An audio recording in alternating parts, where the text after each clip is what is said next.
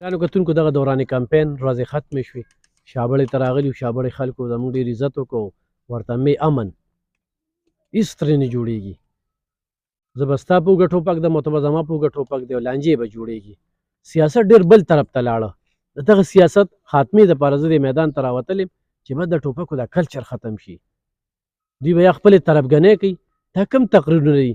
بېګا واقعه وشوه، د پاسه به بل کاندیډیټ داسې تقریر وکړو چې هغه خبره له شابړوالو کړې نه وه. دوی یا بس یو ماشوم داسې ووینو څه چلو شو. د دې خبرو نه اجتناب وکړې، امن، مینه.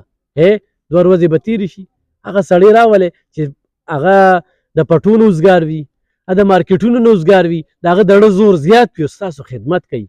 د ټوپک نه آزاد وي، هغه د ټوپک له ورکوي لته او مینه راولي، امن راولي، نفرت له لته ورکوي. خو بیا هم روان یم، باباګان را سره میلو شو، ډېر زیات خوشحاله شوم په دې لار باندې. څه به وایې جي، خپل نوم هم ورته والی. دا جی علب خان شیرپو زمونږ ډېر خدمتګار ملګری دی او د یو ځل ما سره مخکې دلته کې شابړې ته تللی وم او څه مواد هغه چلې هغه کې راغلي او بیا موږ هغې کې د ډېر خدمت وکړو. بیا ده سره زه ګاډي کې راکېناستم او زه یې خاص کور ته راوستم. نو دا ډېر تکړه ملګری دی او مطلب دا چې دی خو د خدمتګار دی د قوم د مخکې نه او بیا هم انشاءالله خدمت کوي. نو ده سره کومک وکړئ.